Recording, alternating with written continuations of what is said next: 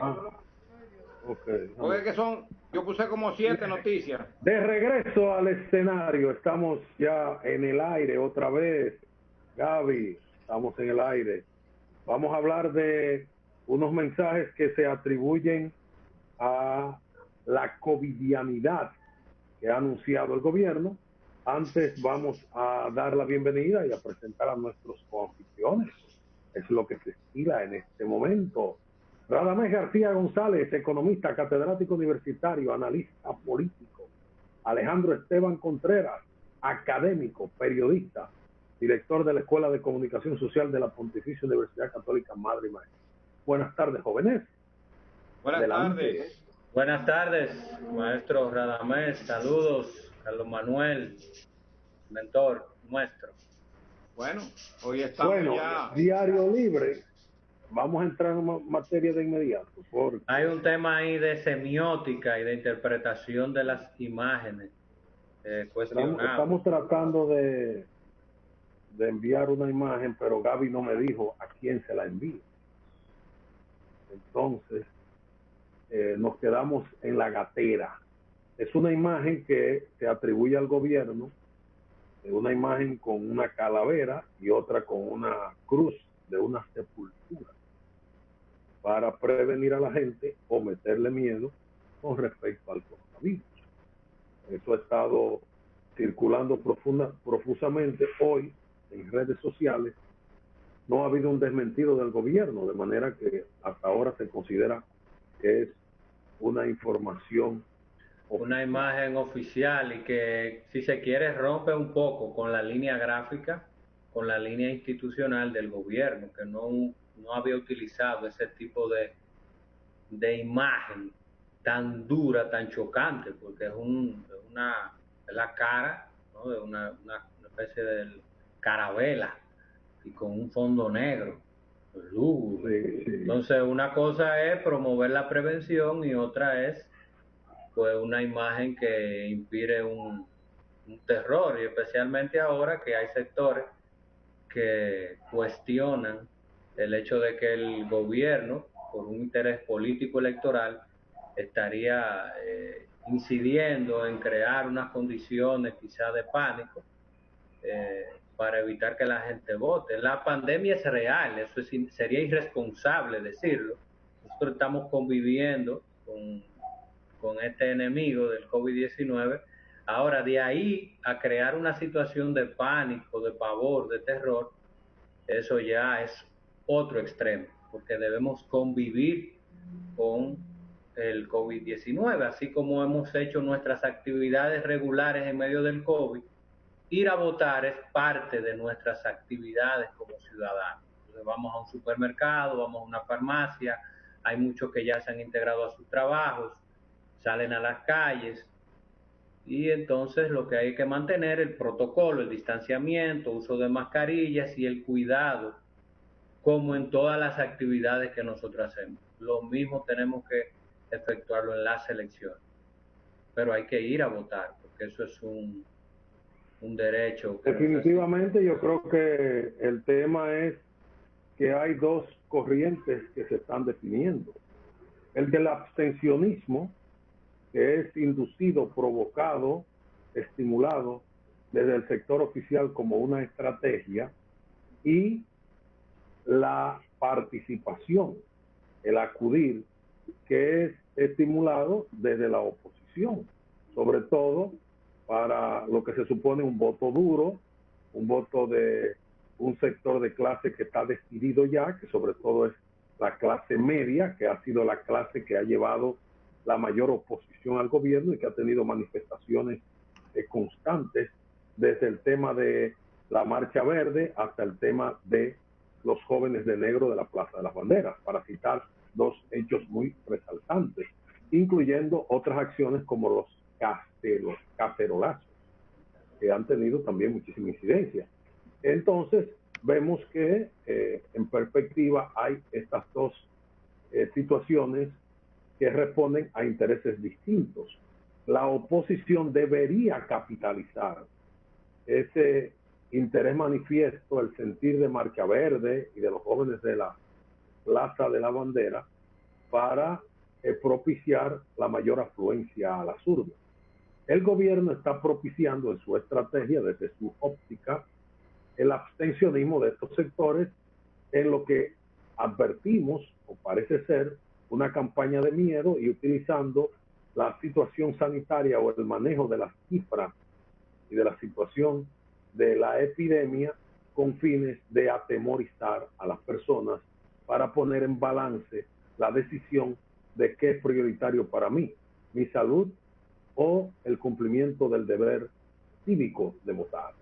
Entonces, el gobierno además tiene dentro de su estrategia, cuenta con un potencial voto duro favorable debido a el asistencialismo, la dádiva, la ayuda oficial, que se ha puesto muy de moda. Algunos sectores más escépticos creen que la gente está tomándole la dádiva y que no va a votar por el gobierno. Pero sin duda que en esa franja de población, en la miseria o misteriosa más que en la miseria, entonces hay un elemento que ha permitido, que no debe haber duda, de que haya un mejoramiento en la favorabilidad al candidato del gobierno. Ahora, lo que hay que medir en qué proporción y si ha sido suficiente. A juzgar por otros hechos que han ocurrido concomitantemente y otras acciones que parecen de desesperación, significa que las mediciones oficiales no publicadas deberán haber indicado que no están obteniendo los resultados. Eso es lo que yo puedo decir como un retrato rápido para conectar este tema de las imágenes que se atribuyen a una publicidad de gobierno con calaveras o lo que son el símbolo de la muerte, o una cruz con una sepultura que es el símbolo de un cementerio, señalando el peligro en que está la nación ahora por el coronavirus COVID-19. Estas son las lecturas que yo le puedo dar. Cada vez tú podrás abundar. No, yo voy a analizar. La tenemos. Tú has dado la información, yo voy a analizar. Tenemos las imágenes ya. Ya, bueno, ahí está. Ya la ahí estamos está la proyectando. Ahí está que... Pero no pusieron, parece, la otra de la... Evidentemente que hay que indicar y continuar antes que entre Rame un aspecto que Carlos mencionaba. El asistencialismo permite un compromiso y un vínculo con los sectores populares. Es decir, el que recibe esas ayudas está comprometido e iría a votar a pesar del riesgo.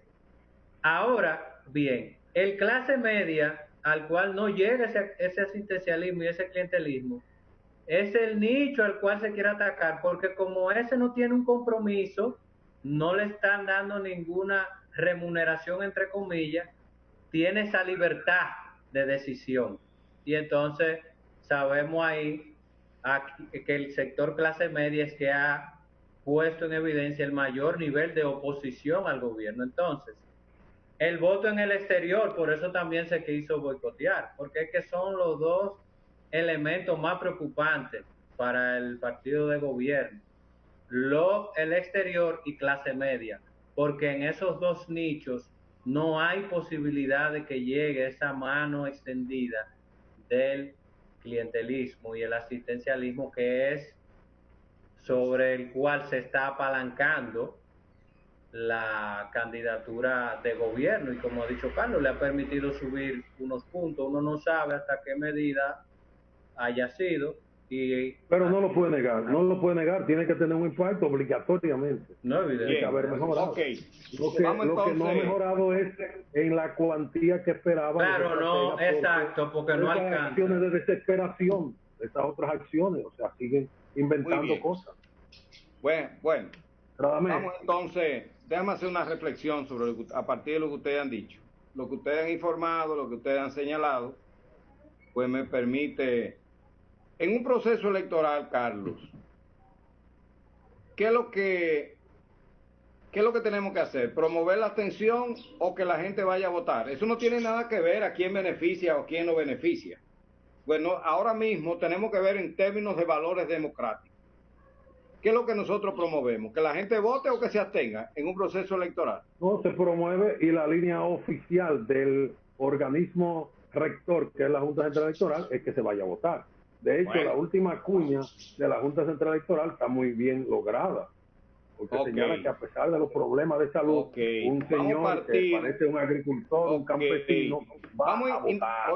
Oye, independientemente de lo que está pasando en esta coyuntura, yo no, incluso me estoy refiriendo en términos generales, Carlos, independientemente de esta coyuntura, se supone que cuando uno va a un proceso electoral, lo que tiene que estimular que la gente vote, no estimular que la gente no vote. Es evidente que el gobierno se está aplicando a fondo para promover la abstención. ¿Y por qué? Sencillamente, Carlos, mira, las últimas encuestas que yo he tenido acceso, y he tenido acceso a muchas de ellas, lo que nos están diciendo es que Gonzalo Castillo no aumenta el nivel, aumentó pero volvió a bajar otra vez. Y entonces eso expresa el nivel de preocupación, y yo diría desesperación del oficialismo en acelerar todo este esfuerzo, ¿no?, que están desarrollando, manejando políticamente. Hoy hay unas declaraciones de Sergia Elena de Seliman, donde ella dice que el gobierno conspira contra las elecciones. Yo creo que sí. Es decir, lo que el gobierno está haciendo, si el gobierno pudiera obstaculizar las elecciones, el gobierno no quiere que haya elecciones. Yo estoy convencido de eso. El gobierno no quiere, como no quería que hubiese elecciones en el exterior. Hubo que movilizarse, toda la comunidad dominicana en el exterior tuvo que movilizarse, y aquí presionar y meter una presión enorme, la política de la arepa, ¿verdad?, a la Junta Central Electoral para que finalmente proclamara. Ustedes recuerdan que la Junta tardó bastante en proclamar las elecciones en el exterior. Yo no sé si ustedes notaban una cierta vacilación de parte de la Junta en base a la presión del gobierno y el partido oficial. Ahí está la imagen más cruel de que el COVID-19 mata. Bueno, el virus no ha así, usa mascarilla y despega. Eso así, hasta ahora no ha sido desmentido y tiene el logo, las imágenes de la Presidencia de la República, del Ministerio de Salud. Pero es una propaganda, una publicidad muy fuerte, demasiado cruel. Muy cruel. Okay, voy a culminar. Puede decir que es para meter miedo. Bueno, sigue, Radamés. Así como el gobierno no quería el voto en el exterior, eso fue muy claro, ¿verdad? Incluso hubo declaraciones del ministro de Relaciones Exteriores, que ha sido uno de los enemigos principales de ese voto en el exterior, Miguel Vargas Maldonado. Dijo que no había condiciones, llegó a decir en un momento que no había condiciones para esas elecciones, y creó muchísimos obstáculos, pero la movilización fue tan fuerte que no pudieron impedirla. Las elecciones se van a realizar en el exterior también. Aquí parece que la estrategia del gobierno es obstaculizar las elecciones, y como no la puede obstaculizar porque no es el gobierno que convoca las elecciones, es la Junta Central Electoral. Por la Constitución consagra a la Junta para que sea la Junta Central Electoral quien convoca las elecciones, no es el Poder Ejecutivo que convoca las elecciones. Hay una entidad independiente que es la Junta Central, que algunos lo han mencionado como un poder, el poder electoral. Incluso en algunos países se considera el electoral como un poder aparte de los demás. Entonces, el gobierno no quisiera esas elecciones. ¿Por qué? Porque las encuestas que hay indican que la candidatura de Gonzalo Castillo no arranca. Incluso las últimas que he visto no llega a un 30%. La última que vi, 28%, Carlos. Ahmed, ¿tú crees que podemos hacer una pausa y tú sigues en el próximo segmento? Porque tú has dicho algo que es muy fuerte y que hay que desarrollar o analizar. Tú has dicho que el gobierno no quiere las elecciones.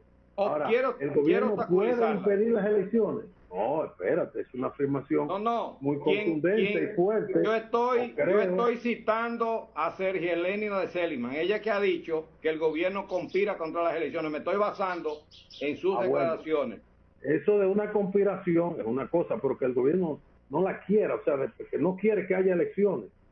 Eso no tiene la capacidad para hacerlo, excepto que se quiera que alterar el gobierno no quisiera, si quiere, vamos a utilizar la palabra de otra manera, el gobierno no quisiera que hubiese elecciones. No quisiera. Eso en potencial, ese es su deseo. El gobierno quisiera que las elecciones se pospusieran, te lo voy a decir de otra manera más concreta. El gobierno quisiera, el 30 de febrero. El gobierno quisiera que las elecciones se pospusieran, como lo está queriendo la presidenta de facto de Bolivia, que no quiere, ya se aprobó una fecha, ellos quieren que le den otros meses más en el gobierno. De manera que no sé si tú quieres, seguimos ahora o vamos a la pausa. Tenemos que hacer una pausa. Puntos y enfoques, periodismo con responsabilidad.